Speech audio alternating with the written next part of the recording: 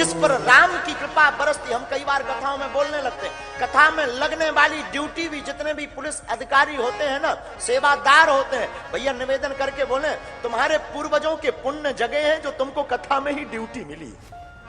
तो पहले ही हमने कह दिया था देखो भाई 7 दिन की कथा हो पाएगी, 9 दिन का टाइम नहीं है, लेकिन बच्चे नहीं माने।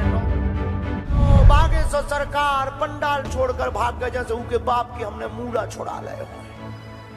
हटरी के बारे नक कटा, फिर कह देते हैं हम कोई भगवान नहीं है, हम कोई संत भी नहीं है, साधारण से गुरु के चेला हैं और बागेश्वर बालाजी के हम छोटे से दास हैं। बागेश्वर धाम के महंत धीरेन्द्र कृष्ण शास्त्री की चौतरफा हो रही घेराबंदी के बीच अब बाबा रामदेव भी धीरेन्द्र कृष्ण शास्त्री के समर्थन में उतर आए हैं।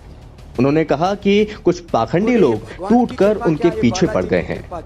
ऐसे लोग पूछ रहे हैं कि ये भगवान की कृपा क्या होती है, बालाजी की कृपा क्या होती है।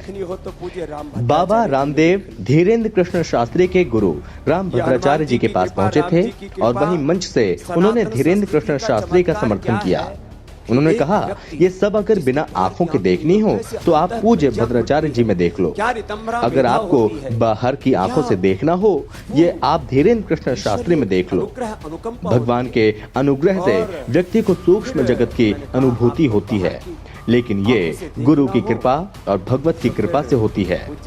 गुरु की कृपा भगवत कृपा से बालाजी महाराज की कृपा होती है। जो आंखों से दिख रहा है वो तो बस 1% है। महाराज जी के शिष्य कृपा पात्र।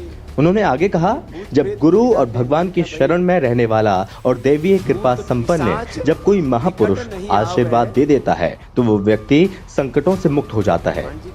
यही काम धीरेन्द्र कृष्ण शास्त्री जी कर रहे हैं। बाबा रामदेव ने कहा जहां तक बात रही तर्क वितर्क की, जिनको तर्क करना है तो वो महाराज जी राम भद्राचार्य जी के पास आ जाएं। जिनको चमत्कार देखना है वो महाराज जी के चेले महंत धीरेन्द्र कृष्ण शास्त्री के।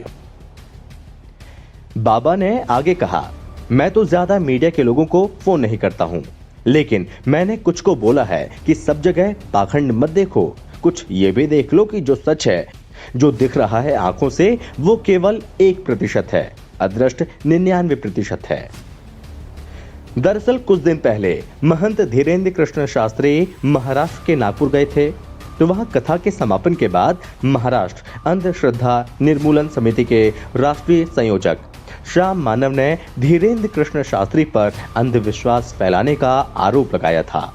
उन्होंने कहा था कि उन्होंने धीरेन्द्र कृष्ण शास्त्री को चुनौती दी थी, इसलिए वो 2 दिन पहले ही नागपुर से भाग गए। हम कोई चमत्कारी आदमी, हम कई सालों से बोल रहे हैं ना, हम कोई चमत्कारी आदमी है, ना हम कोई गुरु है, ना हम कोई ईश्वर है। हम तो अपने बागेश्वर बालाजी के चरणों के सेवक हैं।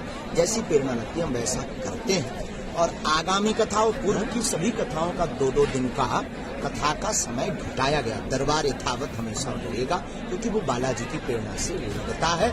और नागपुर में भी 2 दिन का दिव्य दरबार लगा, 7 दिन की राम कथा हुई। 9 दिन की राम कथा पूर्व में ही मना कर दिया था समिति को, वहाँ के आयोजन को, और अभी रायपुर की कथा को भी 2 दिन के लिए मना किया है। आगामी कथा टीकमगढ़ के लिए भी 2 दिन का मना किया क्योंकि यज्ञ है और गुरु जी का जन्मोत्सव। और सेम टू यू, ये तो हाथी चले बाजार कुत्ता भौंके बाजार। जिसके बाद विवाद खड़ा हुआ और मीडिया ने धीरेन्द्र कृष्ण शास्त्री को घेर लिया। इस पूरे विवाद पर धीरेन्द्र कृष्ण शास्त्री ने मीडिया के सामने अपना पक्ष रखा था। उन्होंने कहा था कि उनकी प्रेरणा से लोग सनातन धर्म में वापसी कर रहे हैं और इसलिए मिशनरी के लोग करोड़ों खर्च कर उनके खिलाफ साजिश रच रहे हैं। आज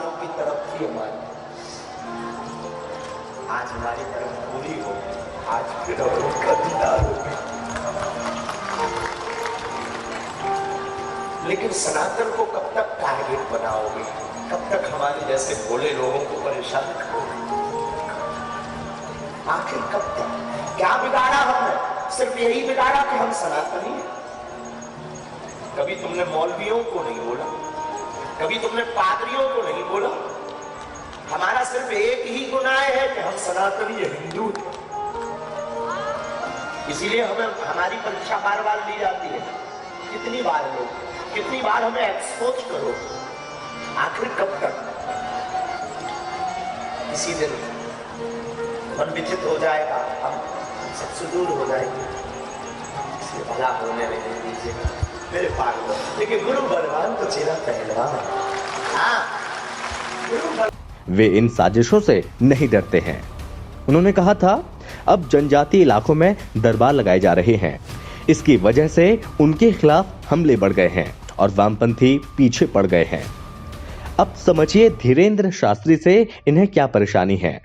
धीरेंद्र शास्त्री जिस समय लव जिहाद, बढ़ती मुस्लिम आबादी, हिजाब, सिनेमा का इस्लामीकरण जैसे मसलों पर अपनी सभाओं में खुलकर बोलते हैं, तो वो असल में इस्लामिक कट्टरपंथियों पर हमला कर रहे होते हैं। जो बात नुपुर शर्मा ने कही, जिस बात पर सर कलम का फतवा हुआ, वो बात धीरेंद्र शास्त्री बेहिचक दोहराते हैं जब वो भारत की अखंडता की बात करते हैं, चीन या पाकिस्तान को सबक सिखाने की बात करते हैं। जिस समय वो देश में मौजूद राष्ट्रवादी सरकार की तारीफ करते हैं, उस समय वो असल में वामपंथियों, कथित बुद्धिजीवी, पत्रकार, वकील, एक्टिविस्टों, एनजीओ वाले देशद्रोही गैंग पर हमला करते हैं। और ऐसे में अब धीरेंद्र कृष्ण शास्त्री भी खुलकर मैदान में आ गए हैं। उनका कहना है कि ये जो भी लोग हैं वो अब सनातन के रक्षकों से डर गए हैं। अगर ऐसा है तो ये डर होना चाहिए और मैं चाहता हूं कि वो डर कर रहें।